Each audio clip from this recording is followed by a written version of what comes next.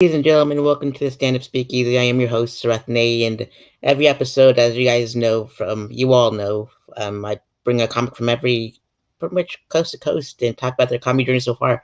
And so I'm pretty excited because this is part two of my interview with Mo Alexander from Memphis, Tennessee.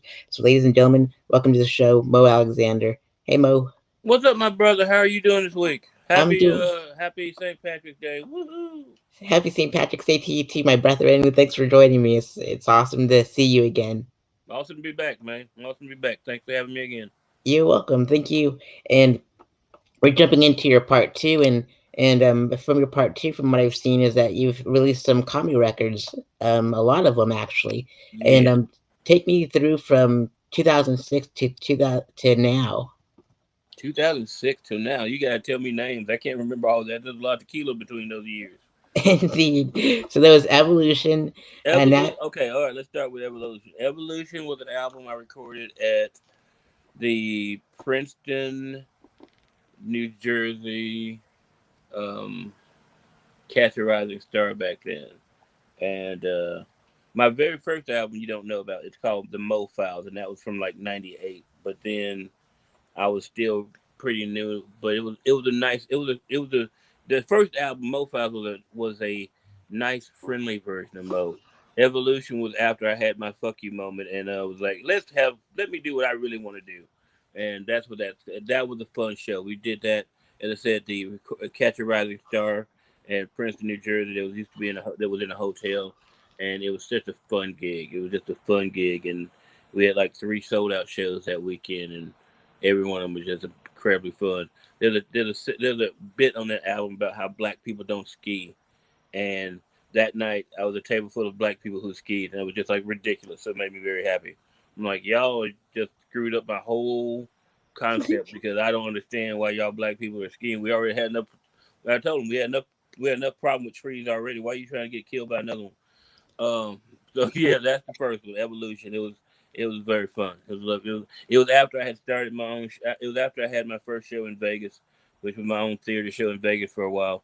But it was fun. Yeah, that album came out of that. It was a lot of fun.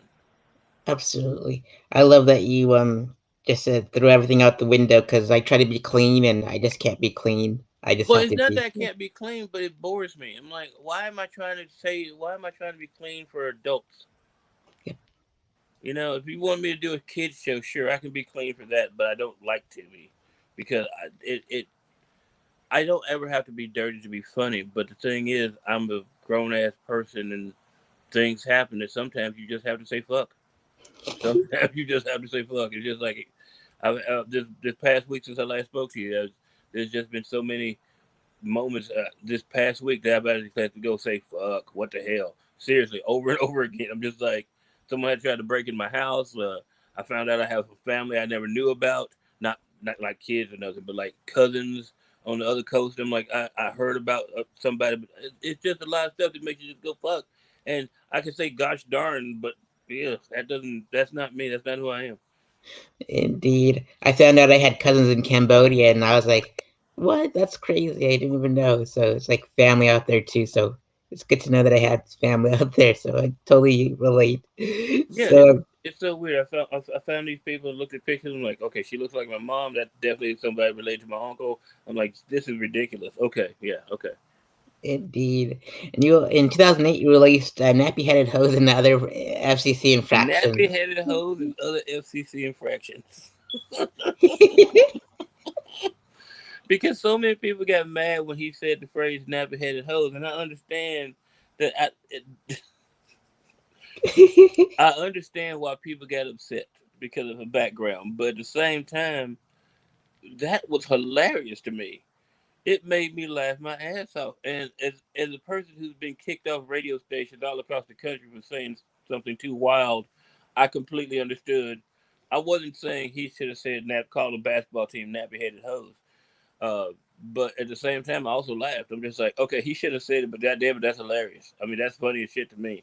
So, as I said, I've been kicked off the radio many, many times, for many, many things. And so that album came out, nappy headed hoes and other FCC infractions, because yeah, I have I got kicked off a radio station one time in Knoxville, Tennessee, because the woman said we were clear, but we weren't clear.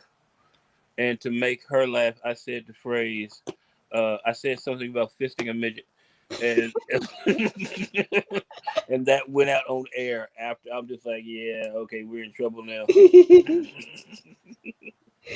I I talk about that stuff on stage too, and it's just like it was part of my album, and they just couldn't believe I've seen that kind of stuff on the internet. It's just No, I'm like, what? That's real? Yeah, I don't make this stuff up. This is a real thing. indeed, most definitely.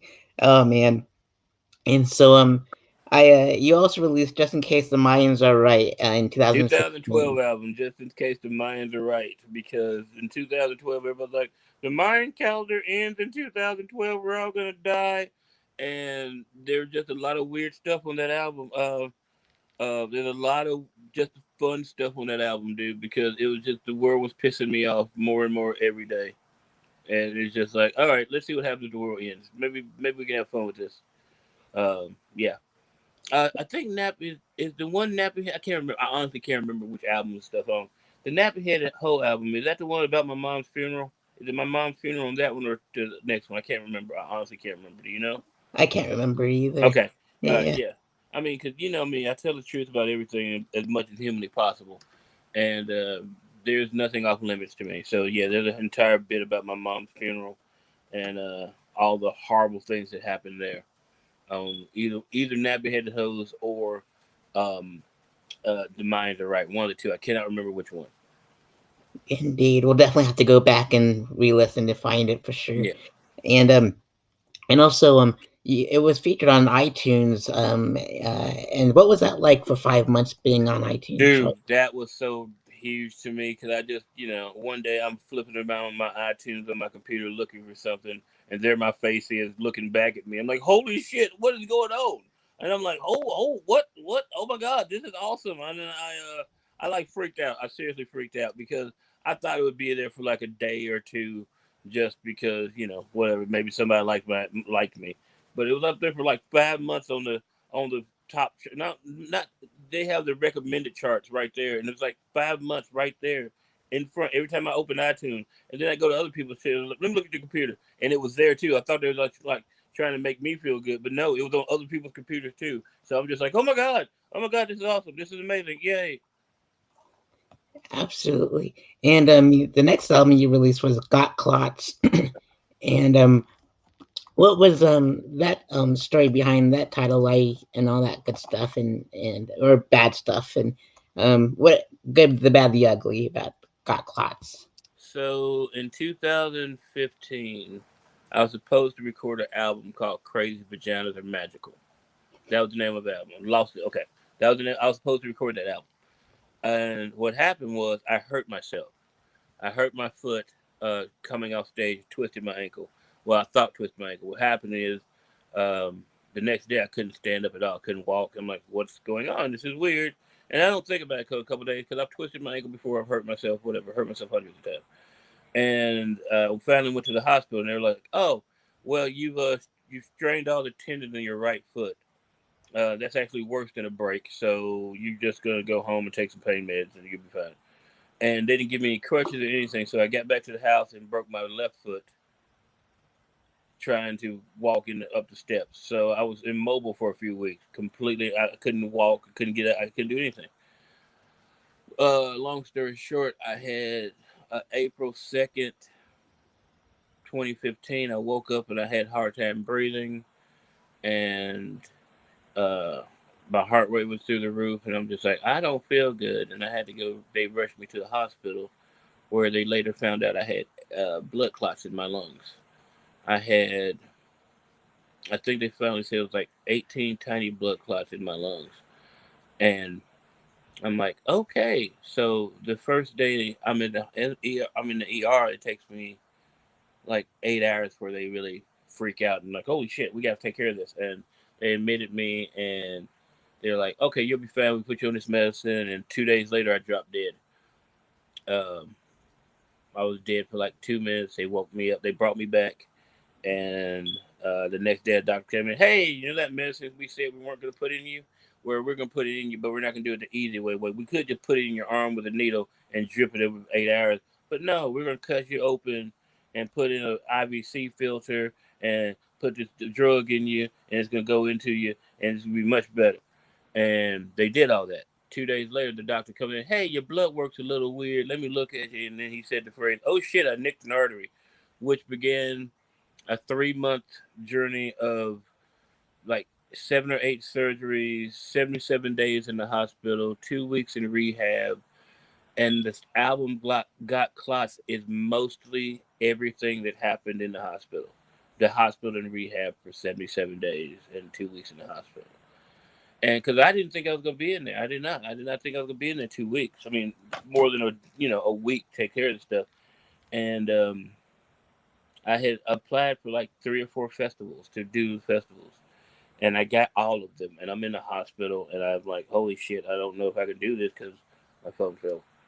So I'm like, I'm in the hospital. I can't walk. I had to relearn how to walk because my muscles atrophied in my legs. They got so skinny, and everything on Got Clots is honest to God. There's stories on that album that are 1,000% true. There's not even a tiny bit of exaggeration because it was just me, a couple of my friends who come to visit me all the day. That's the one thing. I hate to have anybody in COVID right now in the hospital because you can't have visitors, and that's the only thing that kept me sane. I had people in my hospital room every day, all hours of the day and night because I'm a comic, and friends just show up at 2 o'clock in the morning. You're up? Yes, I am. Come on, hang out. Um, but yeah, that hospital, that album Got Clocked is all about me dying and dying twice, maybe 3 times in the hospital, coming back, rework, walking again, all the time in rehab. My friend Elizabeth Alley did the artwork for me, and she had come to visit me one day when I was better, when I was not walking yet, but on the precipice of walking again. And we were sitting there, and after I wasn't dying anymore, after I was pretty stable, and they're like, "All right, we're gonna take this thing out of your neck here and all this stuff. You can't walk yet, but you're gonna be good." After they did all that, I would have parties in the hospital on Fridays afternoons. I called my friends like, it's Friday. I'm still in the hospital. Come hang out. Bring some tequila. Bring beer. Let's have fun.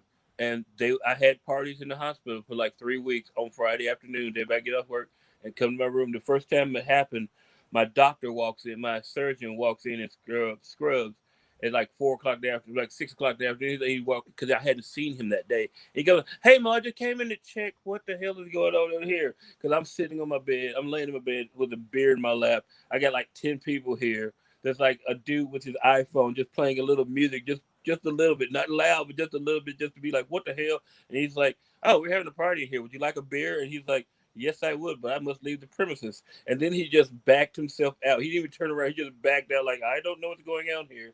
Yeah. So that's what that whole album is. Got clocks.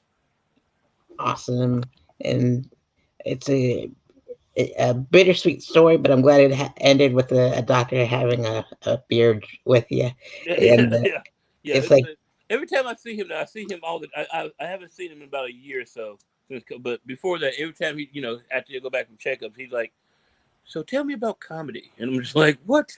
The first checkup, he was like, "Yeah, that Scarlett's great. How do you deal with hecklers?" And I'm just like, "What the fuck are you talking about, dude? Is this okay? Is this thing okay in my leg? How you do?" Yeah, he's it, hilarious. I like that guy though. absolutely. From the Mo Files all the way up to Got Clots, you've signed a record label deal with Stand Up Records Yep. with the Grammy Award winner Dan Schlissel. How did that whole meeting come about? We were at the Altercation Comedy Festival with JT Haversack, my buddy there, and JT was on that label, and he was like, "I need you to meet Dan because I think Dan would like you."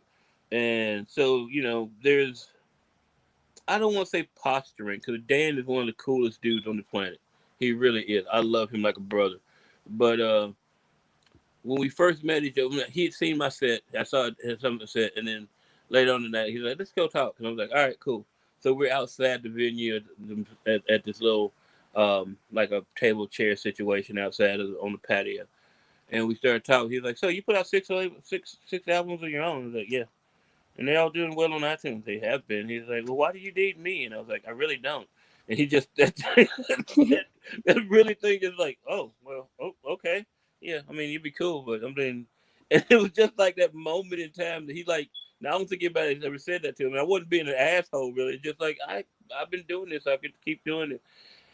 And me and him became friends, and like a year later, I got a record deal. He was like, you know what? Yeah, let's do this. And I was like, all right, cool, and I trust you. And because of him, we recorded another album. It'll be out. I'm not sure when it's coming out because COVID knocked everything out.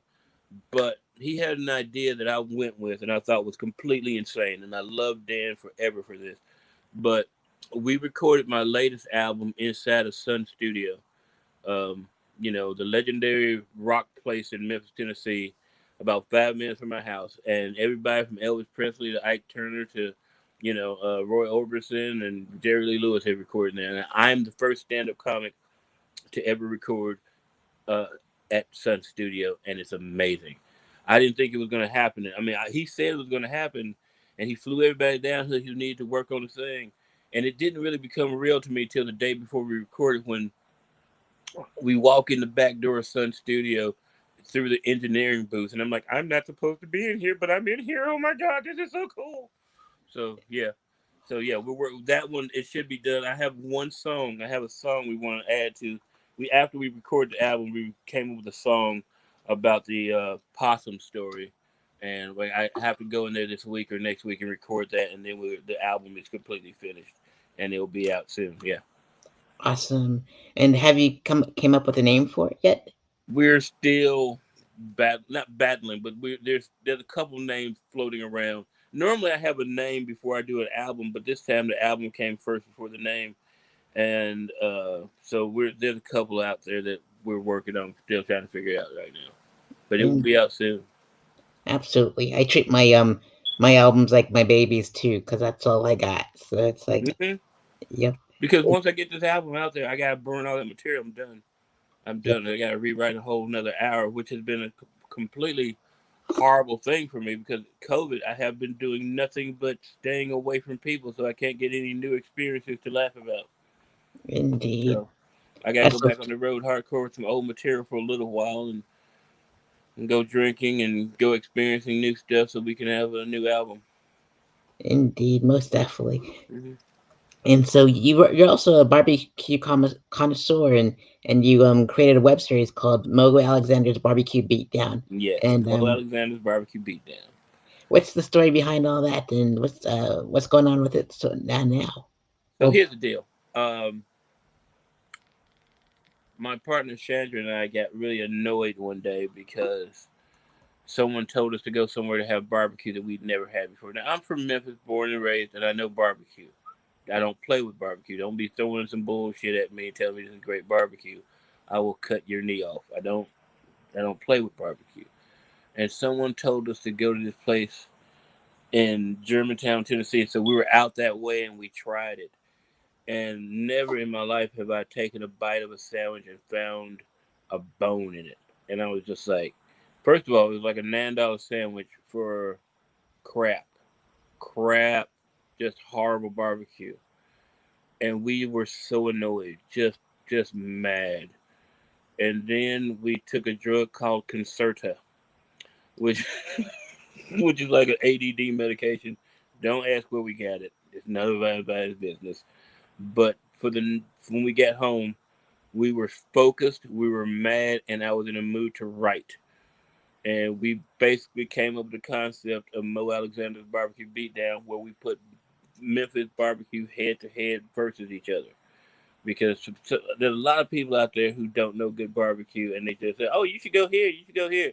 No, you tell me about bad barbecue, I'm gonna kill your family. I will. I do not. Don't know. And no one in Memphis should be allowed to have bad barbecue. That's that's against Jesus if you believe in that. You should not have bad barbecue in Memphis, Tennessee. So we have a show. Well, the first season we've done film. We're mostly done filming. COVID screwed me up, so we put out a couple like what I call the short ribs, like 5 minute videos for a couple places we just saw on the road and things. But the real shows are 15 to 20 minutes long. Each show has me and another comic interviewing each other.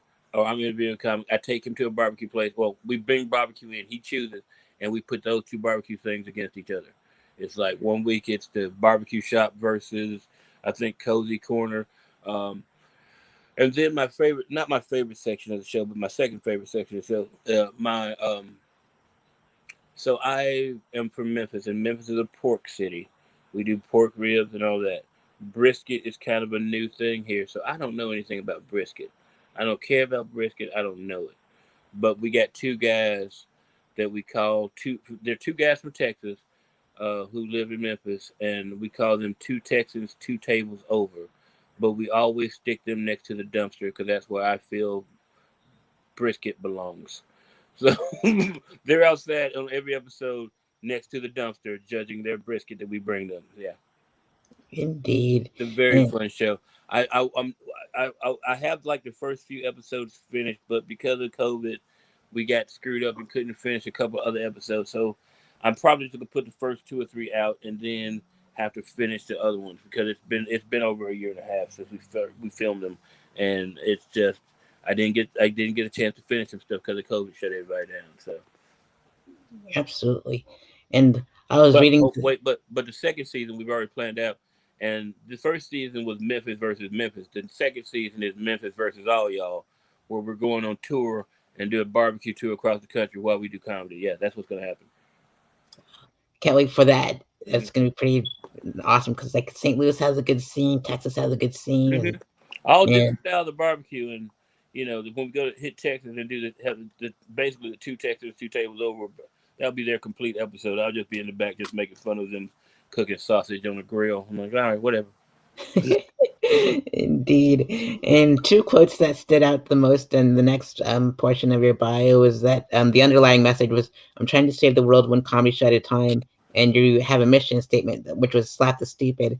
And why did you choose those two quotes to define that last paragraph? Cause that's who I am, man. The people I'm trying to prevent stupid people, and people are dumb as shit right now. There are some dumb people out there. I mean, this whole QAnon thing has shown how many. I'm not trying to get political. I don't care if you're a Trump fan. I don't care. But the QAnon people are the people who just make me like, what are you doing? How? I mean, okay, it started with the flat Earth people. I'm like, the Earth isn't flat. Okay, whatever.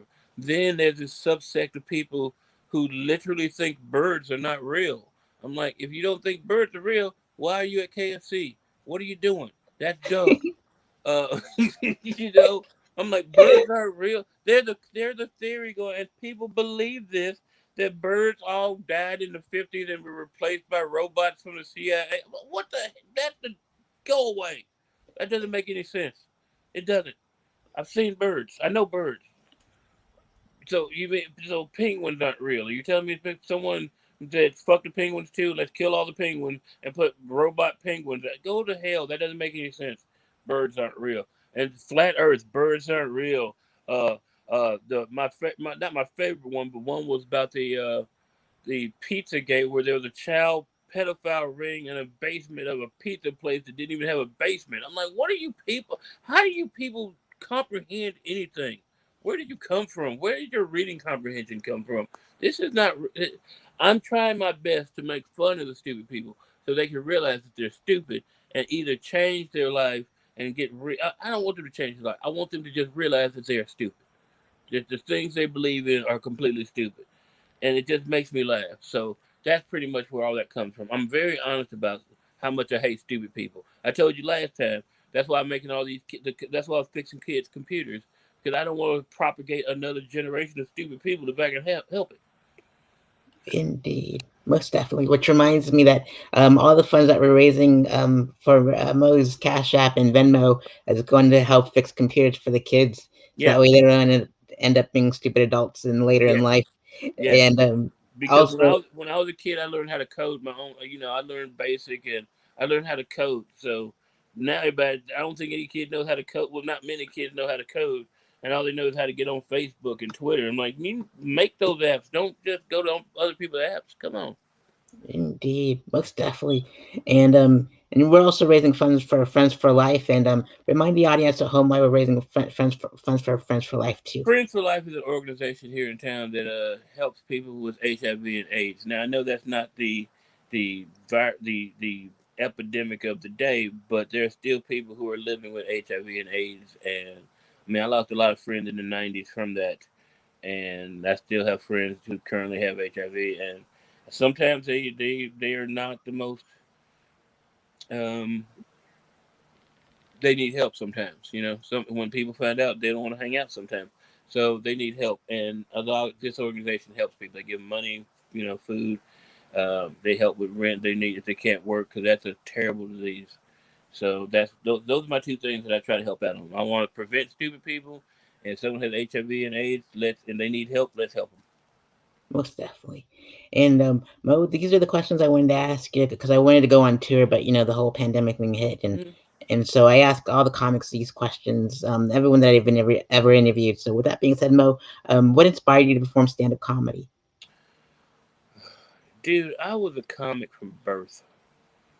And that sounds like weird, but even in kindergarten and first grade, I used to buy those joke books.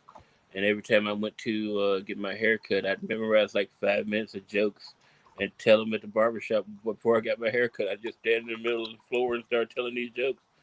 So this has been something in my blood from way back. And then I had some teachers like, "Oh, you're way too smart for that. You should probably be a doctor." And then I was like, "Yeah, but I hate. I don't hate blood. I hate the sound effects that go along with surgery. I can watch a surgeon. I can watch, some surgery show on TV as long as the sound is down, sound up. I'm like, nope, can't be a part of this. And um, at one point back in like the early '90s, I had a girlfriend, and we were sitting there watching Evening at the Improv, and I'm like, I am way funnier than these people. And she was like, put up or shut up. 2 weeks later, I did open mic at the Comedy Zone in Memphis, Tennessee, and I've been here ever since. Indeed. And what was it like performing stand-up? What was it feeling like when you first performed stand-up live? The first time was amazing. The first time was great because I killed, because I hadn't over prepared. I just had the stuff that I needed to do. I might have gone short like by a minute, but it was great. The second time was horrible because yeah, after you kill the first time, you gotta suck some point. So you have that overconfidence in you in that first time. That second time, you're like, yeah, I'm gonna kill, and then you die. You die a painful death, which made me want to come back even better the next time. And it took me a little while to get the same energy back from the first time, but eventually it happened. Indeed. And other than your own comedy records, what are your favorite comedy records and comedy specials? Oh God, dude, you can't ask me. Uh, favorite comedy specials? Bill Hicks Revelations. I'm not sure the name of this one, but what's his name? Give me a second. Um, crap. I know.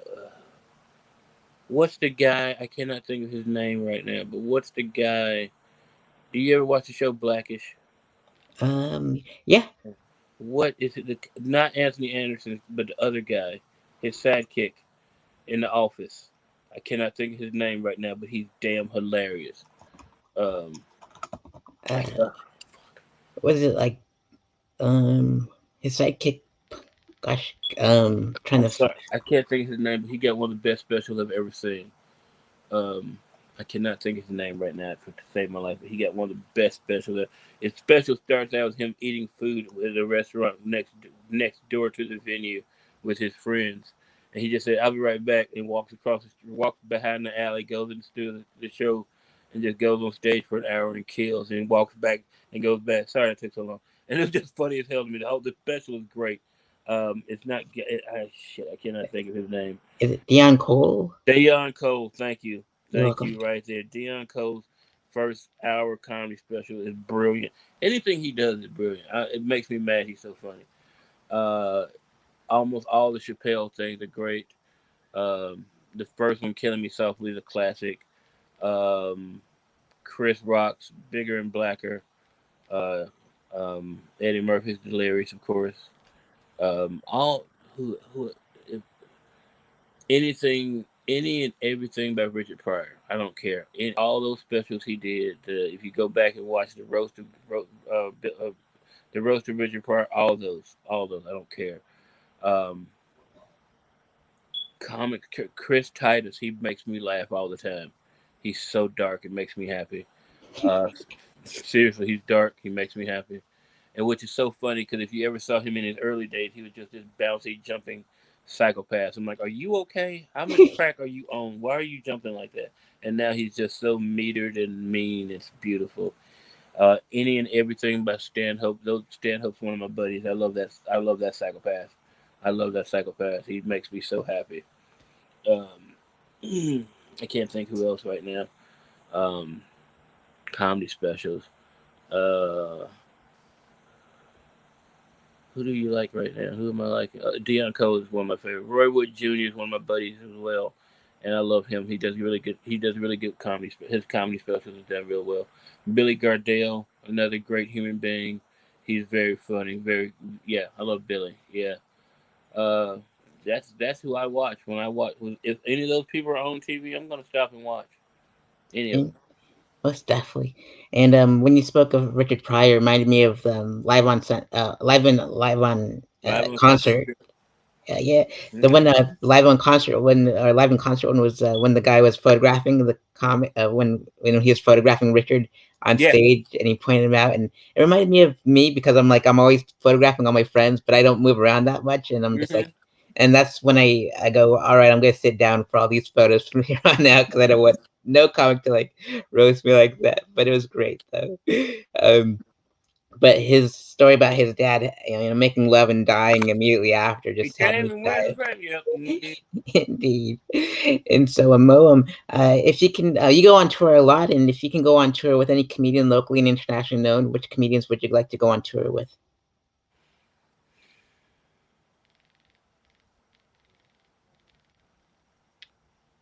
All the you mean like names or something? Who would I like to go? Like a big name? A big name and a local name. Hmm. God, I gotta think about that. Who would I like to go on tour with? Big name was.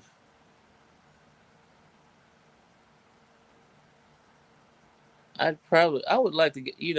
As I just said, Dion Cole. I would like to. I would like to tour with him. I'd like to see what kind of trouble me and him could get into. That's a name that I would definitely. In fact, yeah, I would definitely hang out with Dion Cole. I do believe.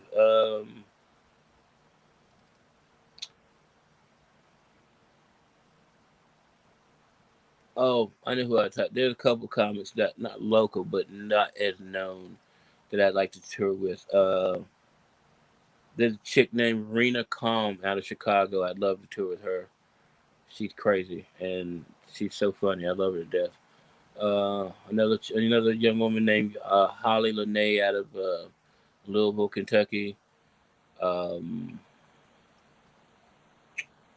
Trying to think who else did I love. There's a guy I told you about him last week for your show. A guy named Ray Porter. He's just not right. I don't know if we can tour together, but because I might have to kill him. But I love him to death. He's not right in the head. Not literally not right in the head. He's so funny though. But I just think I can only see him stripped naked at a gas station so many times before I have to just leave. Because he would do that. He would do that. And I'm just like, I can't be a part of this. I can't be a part of this. But yeah, those are some people I'd like to tour with right now. I mean, if I could be open, I would open for Dion Cole anytime. I don't care. Is there anybody else I'm thinking right now? Probably Wanda Sykes. I like Wanda Sykes a lot. Most definitely. Yeah. And yeah, I love Louisville, and Louisville has a really great comedy scene there. Hmm. And if I was to move to another city, I'd pick Louisville because it's weird, just like Austin, but not everyone's moving there, and they should. It's such a great city. Yeah, I love. I played at a club up in Jeffersonville, Indiana, which is right across the road called Comedy by the Bridge. What up, Vernon? You big Ninja Turtle looking bastard. Uh, he looks just like a Ninja Turtle. I swear to God, if you see the owner of the club, just walk up behind him, put on a blue mask, and call him Raphael. Just piss him off. He hates it so much that I do that, but I tell him that all the time. Um, We might be related because I look like a Ninja Turtle too. you might be related to him then. Seriously, he looks just like a Ninja Turtle. It is hilarious how much of a Ninja Turtle he looks like. And my friend Spanky Brown first said it to me about him, and then I saw and met him and laughed myself hysterically like for 10 minutes. I'm just like, oh my god, Spanky was right. So now I picked up the thing and I sent him Ninja Turtle gear and all this stuff right now just to fuck with him because I'm an asshole and I take a joke way too far. I have this Ninja Turtle hoodie with the M, and Hmm. I go, there's Michelangelo and all those guys. I'm just gonna be like, my last name's Nay, so I'm gonna go Monet, and that'll be my my Ninja Turtle name. And so and it comes with a hoodie and it's see through, and it comes with a bandana. It's fantastic, That's awesome. That's awesome. indeed. And Mo, and we spoke of Blackish earlier. And what are your other favorite sitcom sketch shows and comedy films? Oh man, sketch shows. I'm always about. I don't care how many times I've seen an episode. I'll watch the first 3 seasons of In Living Color all the time. I don't care what's on. Of course, the Chappelle Show. Now that he's gotten paid finally, because that was just brilliant work. I hate he never. I hate it had to end when it did, but it's brilliant. You know what? SNL is so hit and miss, but I still watch it. I still watch SNL because even if the show sucks, there's gonna be like one good thing on it. Yeah. Sitcoms. It's rare that I'm always on stage when the shows are on, so it's not till like years later that I get a chance. Hold on, sorry, I'm gotta move. It's like years later before I get to see a lot of stuff. Like I've never watched The Office. People like The Office is one of the funniest. I've never seen it. I've seen the British version when I was in the Bahamas for 2 weeks. I just found it and watched it, but I've never seen The Office. I've never seen. I've seen one episode of this Shit's Creek out, and it was funny. But I'm like, okay, I'm gonna have to watch that. I'm gonna have to watch that. But yeah, I mean, I like cartoon. I watch a lot of cartoon stuff, So there's a cartoon called Steven Universe that saved me in the hospital, and then I just got addicted to it. So Most deaf in comedy films. comedy fan, I don't. Dude, I'm always writing. I'm always doing my own thing, so I don't. I don't. I haven't. My friend Craig Brewer made Coming to America too. I still haven't had a chance to watch that. It's been out for almost a week. I still haven't had a chance to watch it. People are like, you gotta watch it so we can talk about it. I'm like, okay, but I haven't seen it yet. I'm trying to watch it today. When I get off the phone with you, I'm probably gonna sit back, watch another episode of WandaVision, and then watch Coming to America while I do a bunch of other stuff. Because I keep hearing I have to watch it. So Indeed, most deaf. I live in living color too. And when you told me that you was reading the books of jokes, I was reading the books of the Yo Mama jokes, and mm-hmm. I would take it to school, and I would talk about people's moms, and Yeah, yeah. they remind me of the dozens on the show. And Oh yeah. I yep, love but that. I love that. There's a show in Memphis they do called You Look Like, where it's not your mama jokes, but all the comments have to start out with "You look like," and that's one of the most fun shows in America right now. It's so much fun because indeed. they do it once a month, and it's just I won October last year, or excuse me, October 2019. I won 1 month, and it's just fun. It's just so much fun. I remember Charlie was on one of those, Charlie McMullen, and so I went on one of those you look like Oh things. really? Yeah, Yeah, cool, yep, cool. Yeah, I love You Look Like it. Yeah. Oh yeah, Charlie. Yeah, Charlie was on there. Charlie's a beast. yep. Charlie's a beast. I have to say, when I first met Charlie, I'm like, okay, this guy's weird, and he is. He's very weird, but he's my little weird. Okay, I love that little weirdo, and I'll stab somebody if they mess with him. But he's a weird little bastard. He writes stuff that makes my head hurt sometimes. But I love him. He's a weirdo though. I love him too. Like when he roasted me on the roast, on my roast, my first show on YouTube, he called me a weird little firecracker, and and it's I love it, and I love Charlie too, and his Yeah, artwork and everything. yeah, that's my buddy. Absolutely. And where do you see your comedy during the next 5 years?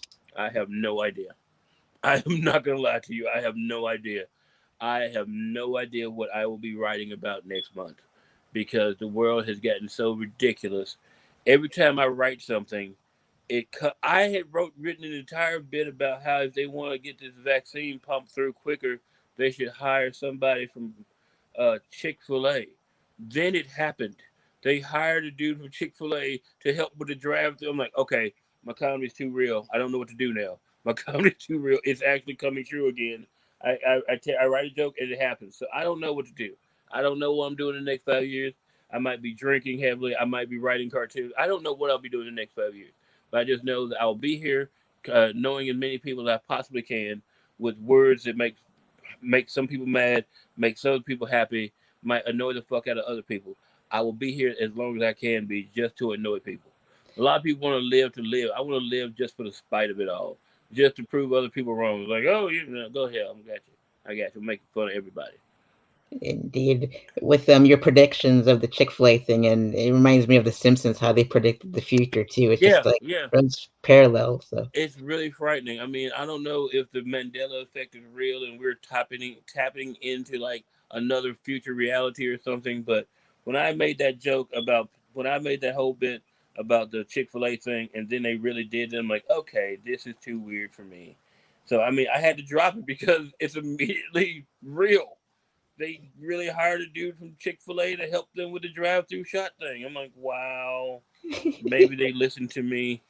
Maybe I'm an influencer now. I don't know. I'm trying to learn new stuff like TikTok. I'm trying to learn how to do TikTok without being annoying because I don't get it. I don't get it at all. I mean, I have a TikTok and I post.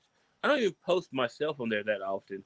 I post jokes, but it's just like a JPEG with glitter on it, and I'll post that because I don't want to say a joke online. I see a lot of comics sticking their material up online. Like, no, go to my YouTube. You want to watch that because this is only like a minute at the most.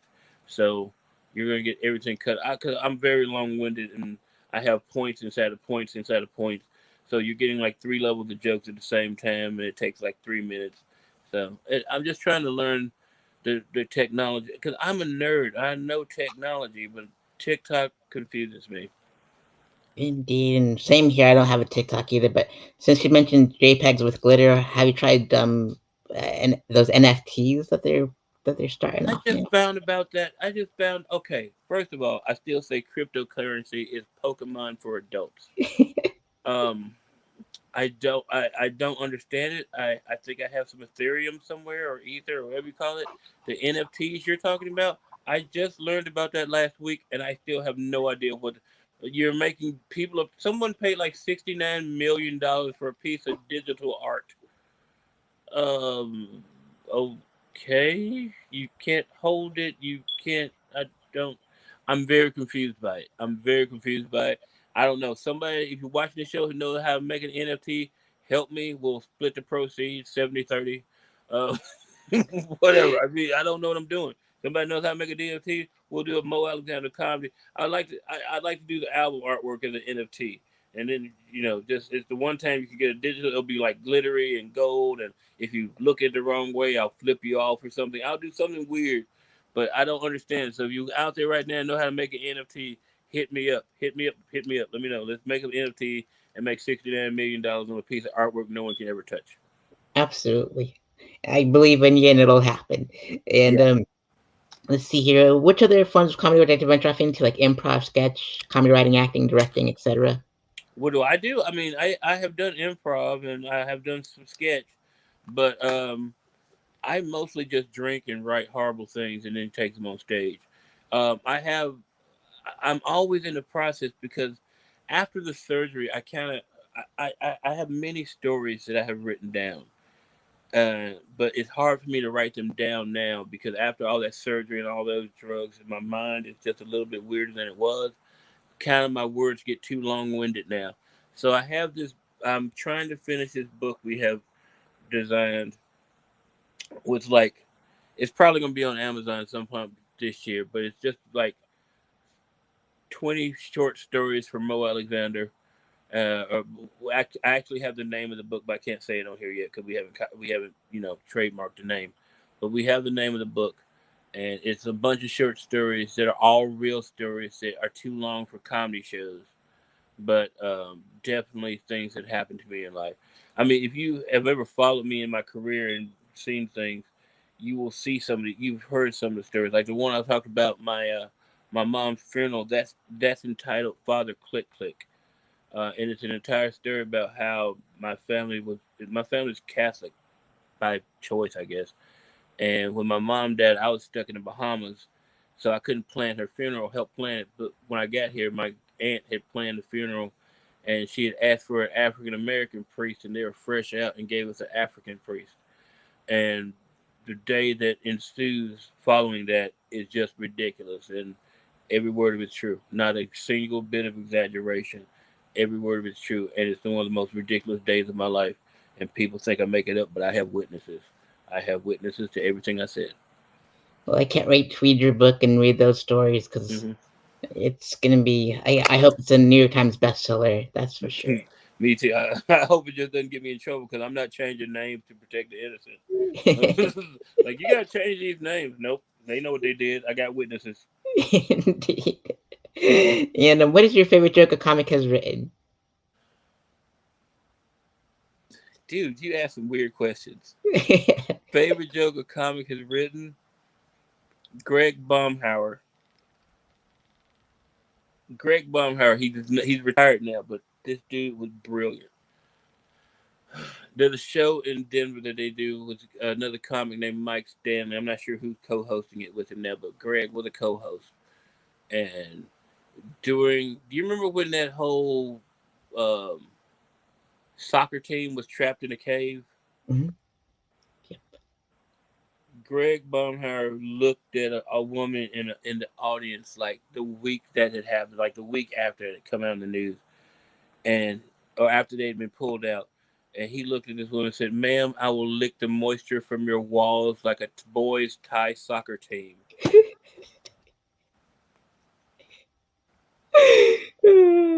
I have never hurt so.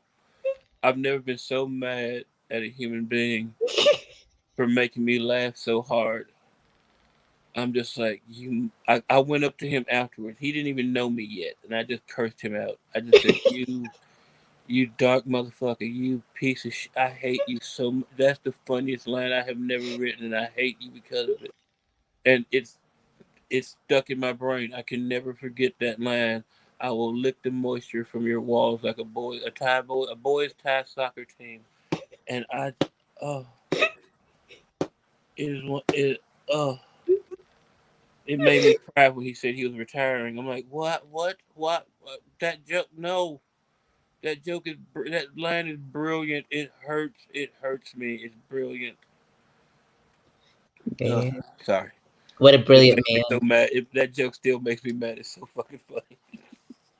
Indeed. Just the whole crowd was just you could hear an audible gasp and oh my fuck, it was like from the whole crowd, and I think I might have even did it because I'm just like, God, really? That oh yeah, okay. Indeed. My favorite Greg story, the show that you were talking about is Thick Skin at Comic Books Downtown, I believe. And Mm-hmm. Mike was out of town, and Greg was hosting with a co-host. Mm-hmm. And Oh, like, you know Greg? I didn't know you knew Greg. yeah, it was a Oh crazy God. Okay, sorry. Go ahead. it's Go a ahead. You can tell crazy me. story. And I go there. It was like after Fest like 2 years ago, and I Mm-hmm. messaged him like prior. I'm like, hey, I'll be in town. Maybe part of Thick Skin. He goes, oh man, I totally booked it, and but come down anyways and put your name in the bucket, and we'll see what I can do. And so I'm like, all right, cool. So my best friend and I head up to Denver, and I uh, forget you're from Pueblo. So okay, yeah. I'm sorry. Go ahead. Go ahead. I forgot you're from there. awesome. And we just sat because we didn't know we were supposed to be in the green room like with the comics or whatever that are planning on going up Mm-hmm. or whatever. And so my best friend and I were just sitting in the crowd, and they were roasting us the whole night because I wore my Strathfest shirt, and Mm-hmm. I brought some Strathfest shirts for Greg too, so like just for thanking him for reaching back out to me and stuff. And it was roasting me the whole night. He was like, you look like you went to school for chess. And he was like, he looked at my best friend. He was like, you look like you're a school shooter, and he said I look like I left the Tech Nine concert in Iowa and stuff like. He was Oh just God going off damn. on me. And he goes, all right. He was at the where they would draw the names out of the bucket, and Mm-hmm. three people already went prior before me because you know how they alternate between pros and amateurs. Yeah. And the last comic, he picked out three names already, and he looked through them, and he brought three comics, including me, on stage. And and the whole crowd was just like, he was roasting me the whole night and everything, and they put their hands above the comics, whoever wants to go first or who wants to be the last comic. Mm-hmm. And he brought this guy up, and he brought his parents there, and it was silent. Oh I was like, God. no. And then he picked, and he put he moved his hand in over my head, and the crowd went nuts. But then he goes, no, we got to pick this, see if this guy can go.